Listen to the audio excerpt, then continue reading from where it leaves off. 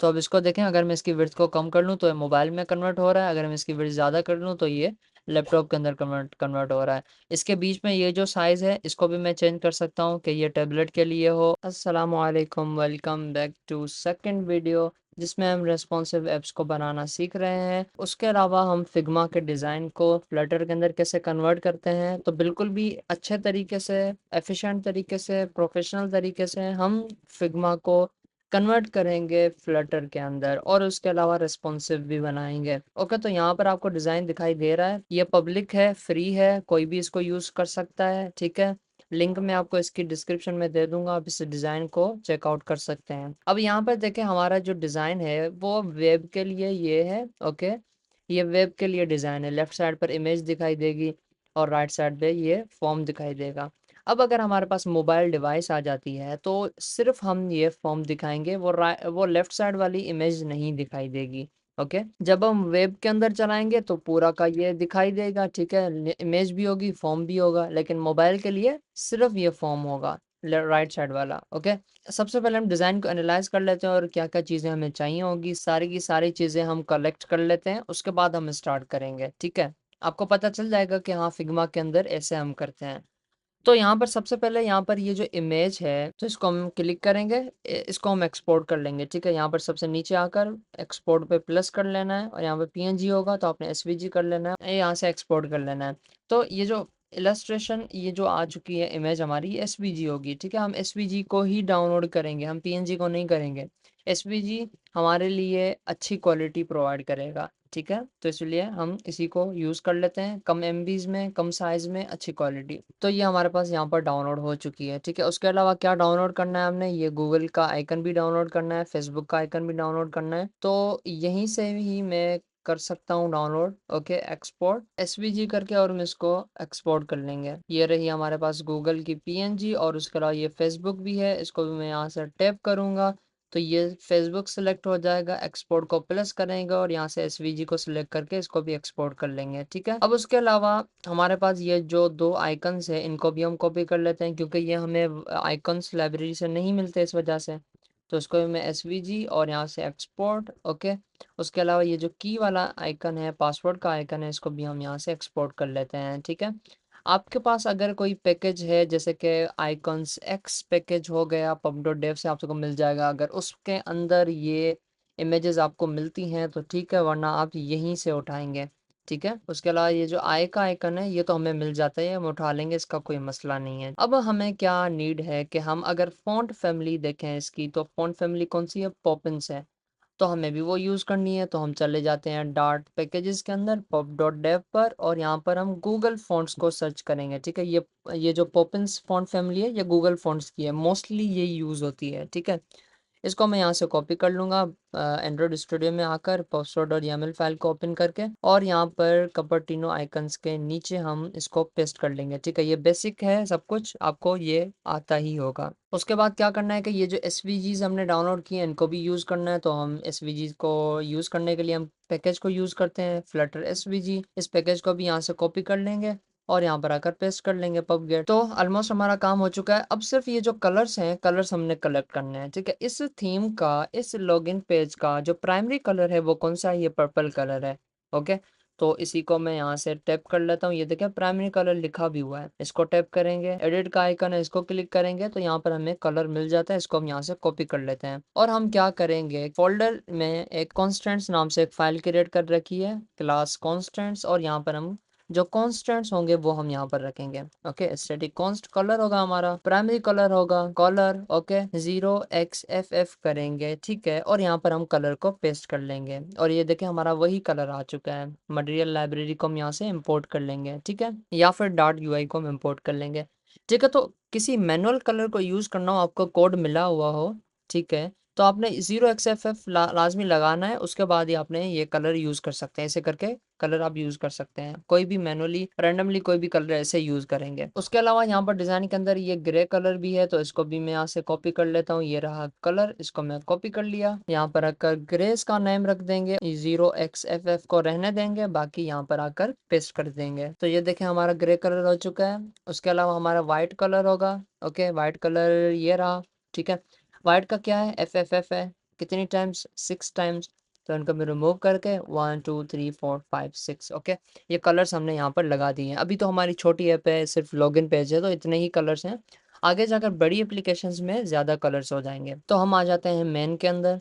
अब हमने जो फ़ॉन्ट फैमिली लगाई थी उसको अप्लाई भी करना है। कैसे अप्लाई करना है कि वो हमारी पूरी की पूरी एप्लीकेशन में वही फ़ॉन्ट फैमिली यूज़ हो। तो ये हमारा बेसिक स्ट्रक्चर है। यहाँ पर मटेरियल ऐप है और यहाँ पर मटेरियल ऐप के अंदर हमें थीम प्रॉपर्टी मिल जाती है, इसके अंदर थीम डेटा, और उसके अंदर हमें टेक्स्ट थीम मिल जाती है। ओके, और यहाँ पर मैं यूज़ करूँगा Google fonts co dot Poppins text theme, और यहाँ पर राउंड ब्रैकेट्स लगा देंगे।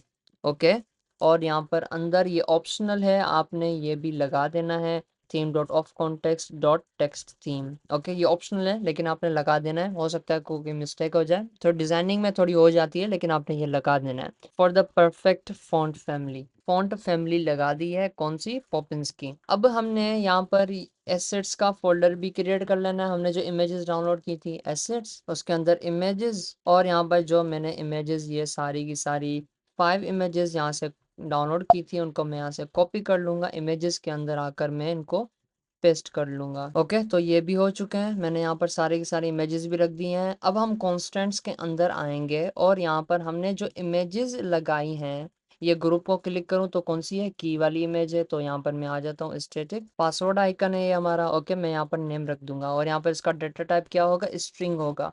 यहाँ पर पाथ में मैनुअली यहाँ पर लगा दूंगा, तो राइट क्लिक करेंगे और यहाँ पर कॉपी पाथ रेफरेंस, और यहाँ पर पाथ फ्रॉम कंटेंट रूट, इसको कॉपी कर लिया, यहाँ पर आकर पेस्ट कर लेंगे, दैट्स इट। और अब हमारे पास ये इलस्ट्रेशन क्या है, ये हमारी जो है एनिमेशन है, या फिर आप उसको बोल सकते हैं कि ये हमारे पास मेन इमेज आप बोल लें, ठीक है। अभी हमारे पास इतना पर्टिकुलर इसके लिए नाम नहीं है, तो हम इसको यही नाम प्रोवाइड कर लेते हैं। यहाँ से पाथ को कॉपी कर लेंगे, यहाँ पर आकर पेस्ट कर लेंगे, ऐसे ही करके मैं सबके लगा लेता हूँ। तो बाकी की जो गूगल, फेसबुक, ईमेल, ये भी मैंने आइकन्स लगा दिए हैं, और यहाँ पर मैं कमेंट कर दूंगा इमेजेस, कलर्स। ओके, ये कलर्स और इमेजेस हम एक ही फाइल में बना रहे हैं, आगे जाकर अब ऐसा नहीं करेंगे। आप क्या करेंगे कि हर एक के लिए अलग फाइल बनाएंगे, लेकिन हमारे पास इतना ज़्यादा कंटेंट नहीं है कि हम हर एक के लिए अलग अलग क्लासेस बनाएं, ठीक है। तो ये हमारा इतना बड़ा प्रोजेक्ट भी नहीं है, सिर्फ हम एग्जांपल के लिए कर रहे हैं, प्रैक्टिस के लिए कर रहे हैं, तो इस वजह से। तो यहाँ पर मेन के अंदर आ जाएंगे, हमारे पास इमेजेस भी लग चुकी हैं, कलर्स भी लग चुके हैं, अब सिर्फ हमने इन चीज़ों को यूज़ करना है। उसके अलावा इन द एंड यहाँ पर पोस्टर YAML के अंदर आ जाना है, और यहाँ पर आकर ये जो फॉन्ट सॉरी यहाँ पर जो एसेट्स हैं, इनको यहाँ से सेलेक्ट करके अनकमेंट कर लेना है। इनको यहाँ पर एक स्टेप पीछे बैक कर लेना है ताकि ये सही से अलाइन हो जाए, और यहाँ पर हमने एसेट्स फोल्डर के अंदर इमेजेस को कॉल कर लेना है, और यहाँ पर फॉरवर्ड स्लैश लगाना आपने नहीं भूलना, ये लास्ट में। ओके, तो ये हमारे पास हो चुका है। पब गेट कर लेंगे, प्रोजेक्ट को क्लोज करके प्रोजेक्ट को अगेन ओपन कर लेंगे। अब हम डिजाइनिंग करना स्टार्ट करते हैं। तो ऐप भी हमारी ओपन हो चुकी है, अब हम स्टार्ट करते हैं। तो हम यहाँ पर इसके फोल्ड के अंदर आ जाएंगे, और यहाँ पर हमारा डिज़ाइन कैसे है कि यहाँ पर पहले हम मोबाइल के लिए क्रिएट करेंगे, उसके बाद हम वेब के लिए भी क्रिएट करके और इस इमेज को लगा देंगे। तो यहाँ पर क्या है, सबसे पहले वेलकम टू डिज़ाइन स्कूल है, और ये आइकन्स हैं, टेक्स्ट फील्ड्स हैं और बटन्स हैं। कॉन्स्टेंट्स के अंदर आएंगे, हम स्पेस भी अलग से बनाएंगे, साइजेस होंगी हमारे पास स्टैटिक कॉन्स डबल, और हमारे पास क्या होगी, स्पेस बिटवीन आइटम्स 16.0 की रख लेंगे। हर जगह हर दो आइटम्स के बीच में हम यही स्पेसिंग लगाएंगे और कोई भी स्पेसिंग नहीं लगाएंगे। स्पेस बिटवीन सेक्शंस भी यूज करेंगे, ये 24.0 होगा। स्पेस बिटवीन फील्ड्स मतलब के टेक्स्ट फील्ड्स के बीच में जो स्पेस होगा वो भी हम 16 यूज़ कर लेंगे, ठीक है। ऐसे करके आप बहुत सारे और भी लगा सकते हैं, ताकि आपकी जो एप्लीकेशन है उसके अंदर एक स्टैंडर्ड जो है वो स्पेसिंग यूज़ हो, हर जगह पर एक ही स्पेसिंग यूज़ हो, ना कि कहीं 16 यूज़ हो रही है, कहीं 14 कर रहे हैं आप, कहीं 10 कर रहे हैं, ऐसे नहीं हो सकता। ओके, तो ऐसे ही करके स्टैंडर्ड आप जो है यहाँ पर स्पेसिंग लगाएंगे।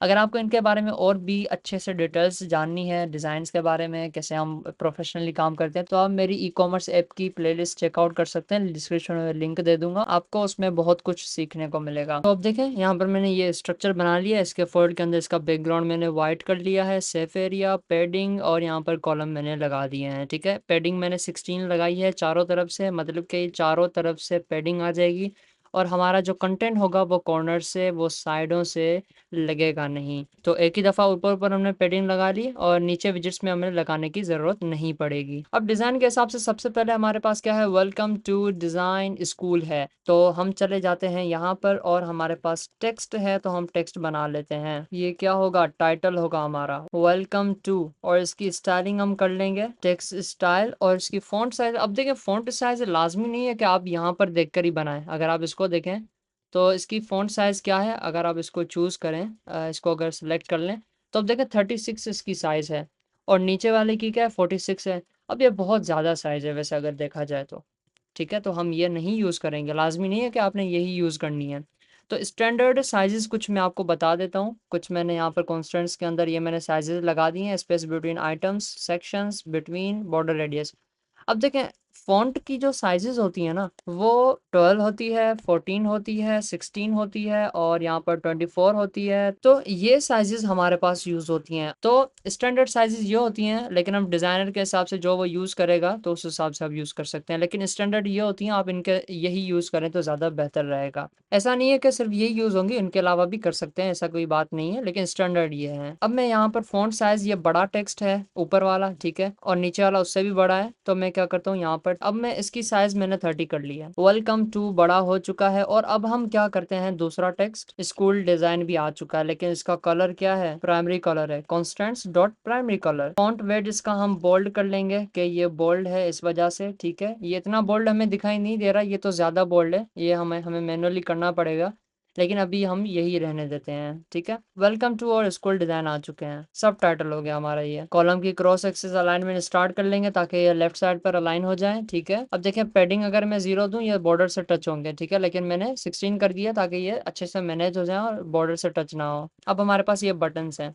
एक ये बटन है, दूसरा ये बटन है, इनको हम बना लेते हैं। इसके लिए मैं कंटेनर को यूज़ करूंगा। डेकोरेशन, बॉक्स डेकोरेशन, इसका कलर क्या था, वाइट था, तो मैं कॉन्स्टेंट्स के अंदर से वाइट कलर उठा लूंगा। इसकी विड्थ में रख लूंगा इन्फिनिटी। तो इन्फिनिटी करने से क्या होगा कि ये लेफ्ट साइड से लेकर राइट साइड तक आ जाएगा, ठीक है, पूरी विड्थ ले लेगा इस मोबाइल की। अब हमें चाइल्ड मिल जाता है, उसके अंदर रो बनाएंगे। रो क्यों, क्योंकि ये आइकन और टेक्स्ट रो के अंदर है। svg picture dot asset, constants के अंदर हमारे पास गूगल आइकन पड़ा हुआ है, उसका पाथ ये देखें, हमने इसीलिए पाथ बनाए थे ताकि हमें यहाँ पर लगाने की जरूरत ना पड़े, हम ऐसे ही फंक्शंस को कॉल करके, मेथड्स को कॉल करते हम काम कर लें अपना। उसके बाद टेक्स्ट है, लॉगिन विद गूगल, इनके बीच में मुझे स्पेस लगाना है, size box, width, space between items, या फिर मैं इसको रहने देता हूँ, मैं यहाँ पर रो के अंदर आकर स्पेसिंग, स्पेस बिटवीन आइटम्स, इनके बीच में स्पेस आ जाएगा। आइकन जो है मुझे बड़ा लग रहा है तो मैं इसको यहाँ से छोटा कर लेता हूँ। विड्थ 24.0 इसकी मैंने विड्थ लगा ली है, तो हाइट भी इसकी खुद ब खुद मैनेज हो जाएगी। अब रो के अंदर आकर मेन एक्सेस अलाइनमेंट सेंटर कर देंगे तो ये सेंटर पर आ जाएगी पूरी की पूरी रो, लेकिन हमें इसका कलर वगैरह नहीं दिखाई दे रहा। तो हम क्या करते हैं कि यहाँ पर आकर बॉर्डर बॉक्स शेडो को यूज़ करेंगे। लिस्ट होगी एक, इसके अंदर एक बॉक्स शेडो होगा, इसका कलर हम रख लेंगे ब्लैक, कलर्स डॉट ब्लैक। इसका जो ब्लर होगा वो 2 कर लेंगे, स्प्रेड रेडियस भी 2 कर लेते हैं। अब इसका जो ऑफसेट होगा वो क्या होगा, अब देखें ऑफसेट कैसे होता है। अब देखें इसका जो शेडो है ये किस डायरेक्शन में है, अगर आप यहाँ से देखें तो ज़्यादा शो हो रहा है, नीचे की तरफ ज़्यादा है, राइट की तरफ ज़्यादा है, ऊपर से देखें तो ऊपर से कम है, लेफ्ट से भी कम है, ठीक है।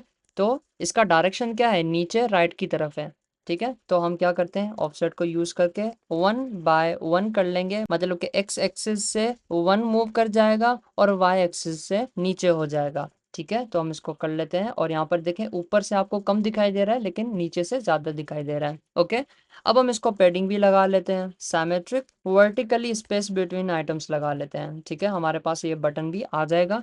अब हम क्या करेंगे कि इसको वैल्यूज़ करके अल्फ़ा 0.1 कर लेते हैं, तो इसका शेडो जो है वो थोड़ा सा अच्छा अब हमें दिखाई दे रहा है, ठीक है, जैसा हमें चाहिए था वैसा ही बन चुका है। अब इसके जो बॉर्डर्स हैं, इसके कॉर्नर्स हैं, वो भी मैंने एडजस्ट करने हैं। डेकोरेशन के अंदर आकर बॉर्डर रेडियस, सर्कुलर कॉन्स्टेंट्स के अंदर मैंने बॉर्डर रेडियस डिफाइन कर रखा है, जैसे मैंने आपको बताया कि यहाँ पर 8 है। यहाँ पर भी अगर आप इसको टैप करें तो आपको दिखाई दे रहा है 8, तो ये मैंने यहाँ पर लगा लिया है। पूरी एप्लीकेशन के अंदर आप अगर बॉर्डर रेडियस को यूज़ करने जा रहे हैं तो एक ही करेंगे। ये नहीं है कि कहीं आप 8 कर रहे हैं, कहीं 10 कर रहे हैं, या आपको भूल जा रहा है तो आप 12 कर रहे हैं, तो ऐसे नहीं होगा। एक ही दफ़ा आपने डिफाइन कर लिया है कॉन्स्टेंट्स के अंदर, अब आप इसी को यूज़ करेंगे, ठीक है। तो हमारा ये बटन बन चुका है, इनके बीच में हम स्पेस भी लगा लेते हैं, साइज्ड बॉक्स लगाकर space between sections. Okay, sections की स्पेसिंग लगाएंगे क्योंकि ये 2 सेक्शंस में डिवाइड हो रहे हैं। ये एक सेक्शन हो गया, ये दूसरा सेक्शन हो गया, इस वजह से। अगर आइटम्स होते तो हम स्पेस बिटवीन आइटम्स लगाते, ठीक है। अब ये इतना बड़ा जो है वो बन चुका है बटन हमारा, यहाँ से लेकर यहाँ तक। इसको मैंने क्या करना पड़ेगा, डुप्लीकेट करना पड़ेगा। इतना लंबा चौड़ा हमारा कोड बन चुका है दूसरे बटन के लिए भी।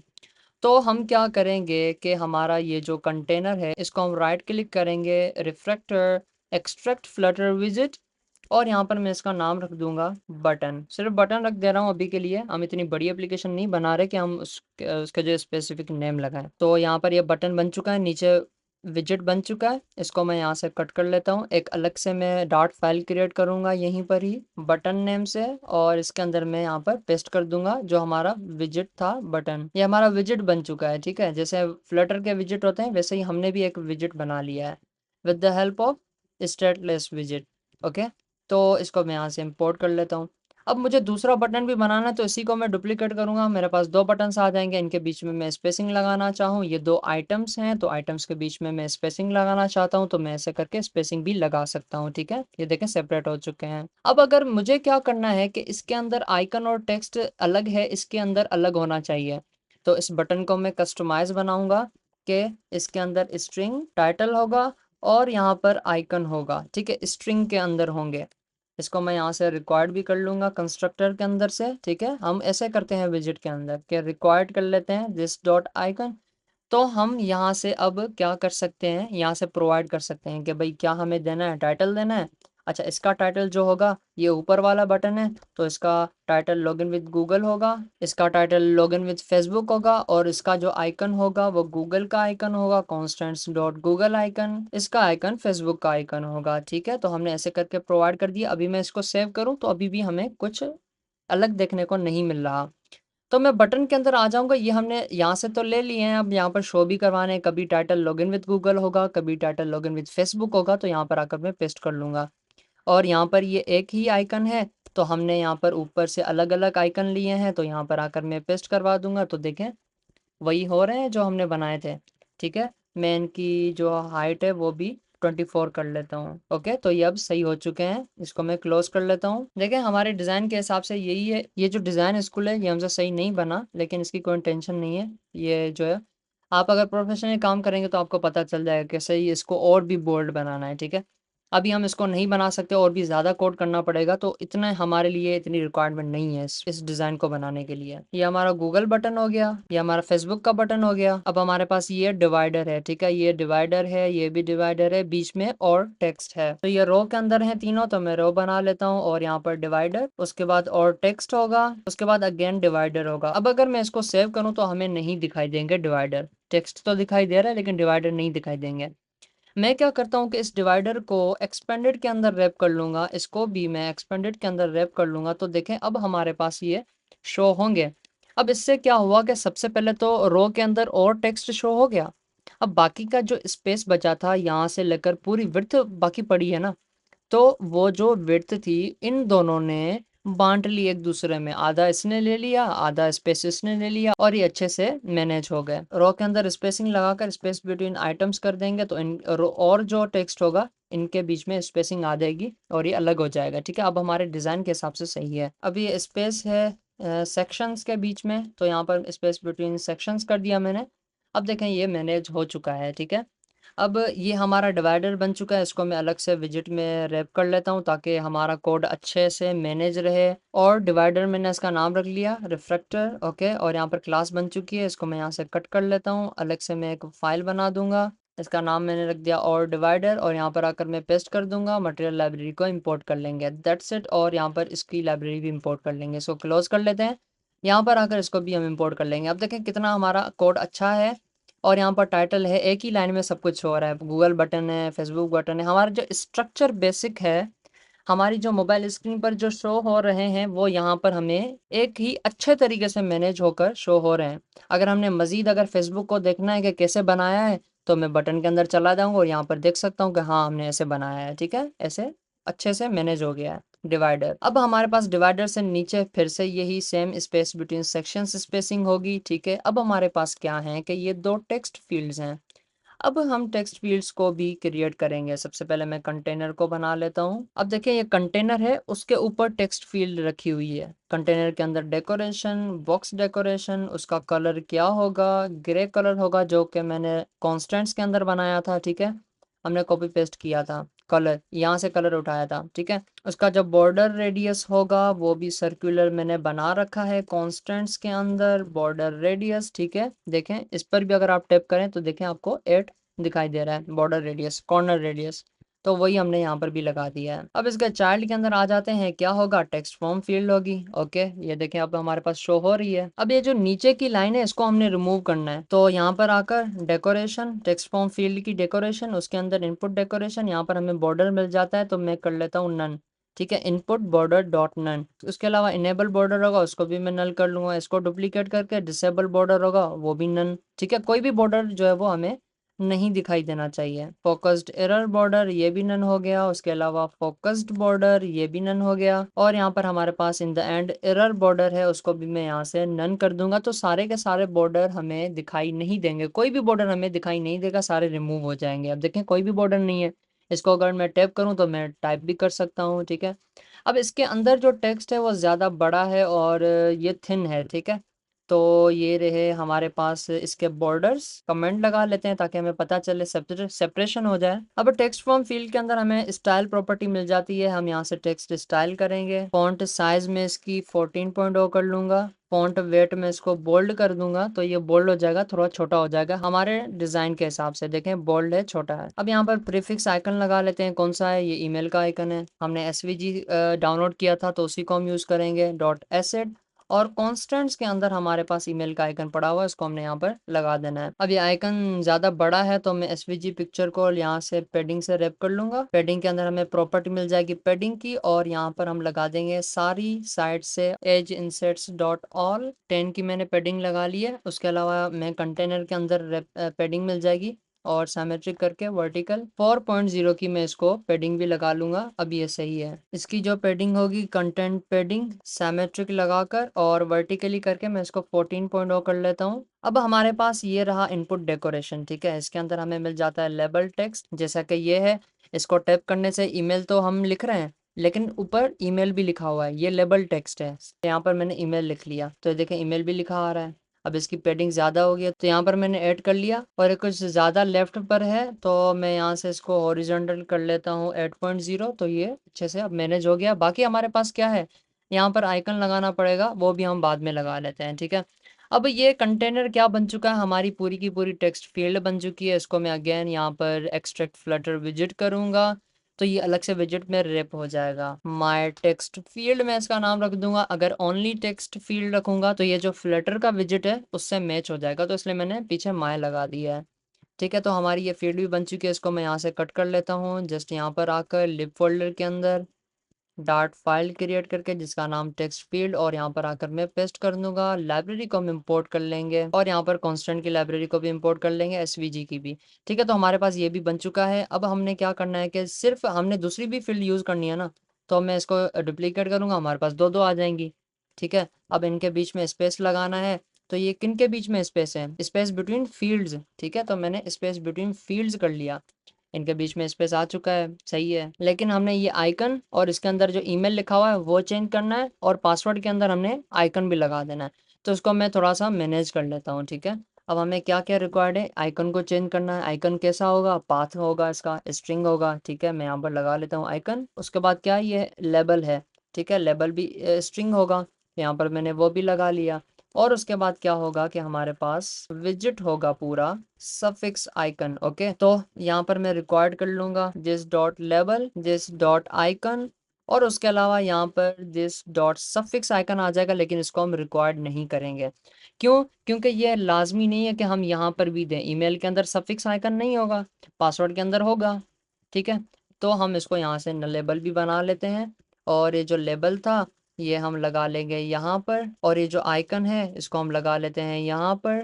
बाकी हमारा जो सफिक्स आइकन है तो ये रहा हमारा प्रीफिक्स, इसके अंदर मैं सफिक्स बनाकर सफिक्स आइकन और यहाँ पर मैं प्रोवाइड कर लूंगा। ठीक है, अब हमारे पास सारी की सारी टेक्स्ट फील्ड बन चुकी है। इसको मैं यहाँ से क्लोज कर लेता हूँ। यहाँ पर आकर लेबल लगाएंगे, ईमेल आइकन लगा देंगे, कॉन्स्टेंट्स डॉट ईमेल आइकन, यहाँ पर आकर भी लेबल पासवर्ड और उसका आइकन होगा कॉन्स्टेंट्स के अंदर पासवर्ड का आइकन। ठीक है, तो हमारे पास देखें अलग अलग फील्ड्स बन चुकी हैं। अब यहाँ पर पासवर्ड के अंदर हमें सफिक्स आइकन भी शो करवाना है, जो कि आइकन होगा आइकॉन्स डॉट आई, और ये मैं यहाँ पर शो करवा लूंगा। आई आइकन भी हमारे पास ये शो हो गया है। ठीक है, आइकन थोड़ा ईमेल का और पासवर्ड का बड़ा है, तो यहाँ पर आकर मैं इनकी हाइट जो है विड्थ ओनली में रख दूंगा 12, तो ये थोड़े से छोटे हो जाएंगे। अब सही है हमारे पास।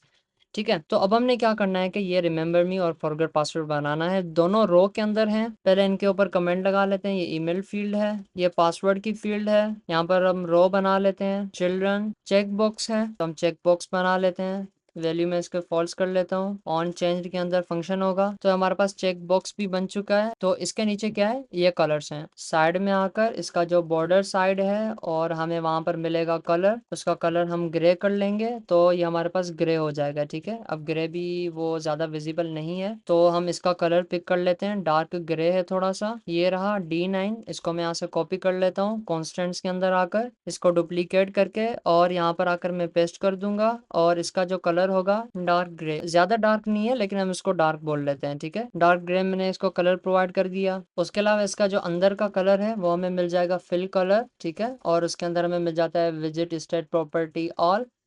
उसके अंदर हम प्रोवाइड कर लेंगे कॉन्स्टेंट से कलर उठाकर, जो कि हमारा ग्रे कलर है, वो हमने इसको प्रोवाइड कर दिया। अब हम जैसा रिक्वायर्ड है वैसा बन चुका है। ठीक है, अब ये चेक बॉक्स हमारे पास बन चुका है। इसको मैं यहाँ पर लिख लेता हूँ कि ये चेक बॉक्स है हमारा, और नीचे आकर हम टेक्स्ट लगा लेंगे रिमेंबर मी, और ये हमारे पास टेक्स्ट भी आ चुका है। अब हमने फॉरगॉट पासवर्ड बनाना है, तो मैं क्या करूँगा, ये हमारे पास रो है। ठीक है, इसको मैं यहाँ से कट कर लेता हूँ। इसके अंदर अगेन मैं एक रो बना लेता हूँ। ठीक है, इसके अंदर चिल्ड्रन, चिल्ड्रन के अंदर एक रो आ गई हमारी, ये रो वही है रिमेंबर मी वाली। अब इसके अंदर मैं टेक्स्ट लगा लेता हूँ फॉरगॉट पासवर्ड, स्टाइल लगा लेंगे टेक्स्ट स्टाइल, इसका जो कलर होगा वो प्राइमरी होगा। दैट्स इट, ये भी बन चुका है। मैं क्या करूंगा, यहाँ पर main axis alignment space between कर लूंगा। अब हमारे पास वैसा बन चुका है। या फिर इसके अलावा आप यहाँ पर स्पेसर भी यूज कर सकते हैं, फिर भी ये वर्क कर जाएगा। फिर भी ये ऐसा ही डिज़ाइन बन चुका है, चाहे स्पेस बिटवीन करें या फिर स्पेसर लगा दें, ये वर्क कर जाएगा। दोनों की बात एक ही होगी। अब हमारे पास लॉगिन बटन है, तो ये हमारा पासवर्ड था और इसके नीचे रो आ गई, और अगेन यहाँ पर हम साइज्ड बॉक्स लगा लेंगे, हाइट स्पेस बिटवीन सेक्शंस, ताकि ज़्यादा स्पेस आ जाए। और यहाँ पर हमारे पास एलिवेटेड बटन होगा जिसके अंदर लिखा होगा लॉगिन। ठीक है, ये ऐसा बन चुका है, लेकिन हमने इसको थोड़ा सा डिज़ाइन भी करना है। तो मैं क्या करूँगा, यहाँ पर स्टाइल के अंदर आ जाऊँगा, elevated button dot style from, और अब यहाँ पर हम इस बटन की स्टाइलिंग करेंगे। तो सबसे पहले मैं इसका शेप चेंज कर लेता हूँ। अभी राउंडेड है तो मैंने राउंडेड नहीं करना, तो मैं यहाँ पर कर लेता हूँ राउंडेड रेक्टेंगल बॉर्डर, और यहाँ पर बॉर्डर रेडियस होगा। सबसे पहले सर्कुलर को कॉल करके बॉर्डर रेडियस डॉट सर्कुलर, और यहाँ पर कॉन्स्टेंट्स के अंदर हमारे पास बॉर्डर रेडियस है जो हम पूरी ऐप के अंदर यूज कर रहे हैं, तो वो मैंने यहाँ पर लगा दिया। अब इसका जो कलर होगा बैकग्राउंड कलर प्राइमरी होगा। इसके ऊपर जो टेक्स्ट है वो वाइट होगा, तो यहाँ पर हम इसकी स्टाइलिंग कर लेते हैं, टेक्स्ट स्टाइल कलर और कॉन्स्टेंट्स डॉट वाइट या कलर्स डॉट वाइट, बात एक ही हो जाएगी। हमारे पास ये भी बन चुका है। अब पेडिंग लगा देंगे ताकि ये अच्छे से और थोड़ा सा बड़ा हो जाए वर्टिकली। 16.0 की मैंने इसको पेडिंग भी लगा दी वर्टिकली। ठीक है, अब मैंने क्या करना है, इस एलिवेटेड बटन को साइज्ड बॉक्स के साथ रैप करके मैं इसकी विड्थ इन्फिनिटी कर दूंगा, ताकि ये पूरी विड्थ ले ले और हमें जैसा रिक्वायर्ड है वैसा ही बन जाएगा। ठीक है, ऐसा बन चुका है। तो यहाँ पर हमारे पास एरर आ रहा है, तो इसको होवर करेंगे तो आपके पास ये आएगा कि move child property to end of the arguments, तो ये आपने कर देना है। ठीक है, तो हमारे पास ये बटन भी बन चुका है। इसको मैं यहाँ से एक राइट क्लिक करके refractor extract Flutter visit my elevated button refractor, और यहाँ पर ये बन चुका है क्लास। इसको मैं यहाँ से कट करके यहाँ पर लिब फोल्डर के अंदर एक नई डॉट फाइल क्रिएट करूंगा जिसका नाम होगा एलिवेटेड बटन। उसके अंदर मैं इसको पेस्ट कर दूंगा। ओके, लाइब्रेरी सारी इंपोर्ट कर लेंगे और इसको हम क्लोज कर लेते हैं। ठीक है, इसको लाइब्रेरी यहाँ पर भी इंपोर्ट कर लेते हैं। तो हमारे पास ये बन चुका है कौन सा बटन, लॉगिन बटन। और ये हमारे पास क्या था, फॉरगेट पासवर्ड का सेक्शन था। तो हम हमारा कोड देखें कितना अच्छे से मैनेज हुआ पड़ा है। ये टाइटल है, सब टाइटल है, लॉगिन विद गूगल बटन है, फेसबुक का बटन है, डिवाइडर है, ईमेल पासवर्ड की field, forget forget password, login button. तो अब हम बनाते हैं ये इन द एंड, यहाँ पर ये didn't have an account register, जिसको मैंने यहाँ से कॉपी कर लिया है। रो के अंदर आएंगे और यहाँ पर इसको इम्प्लीमेंट करने के हमारे पास दो तरीके हैं, या तो रो के अंदर भी हम कर सकते हैं या फिर रिच टेक्स्ट को यूज़ करते भी कर सकते हैं।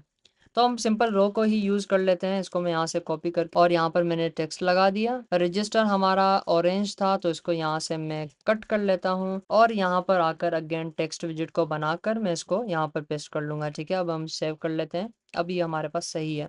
अब लेकिन इसकी जो स्टाइलिंग है वो मैं इसका कलर कर लेता हूँ प्राइमरी, कॉन्स्टेंट्स डॉट प्राइमरी। अब वैसा का वैसा ही बन चुका है। अब मैंने इसके बीच में स्पेसिंग भी करनी है, हाइट स्पेस बिटवीन सेक्शंस, थोड़ा ज़्यादा स्पेस आ जाएगा। ठीक है, अब रो के अंदर आकर मैन एक्सिस अलाइनमेंट में सेंटर कर दूंगा तो ये सेंटर पर आ जाएगा।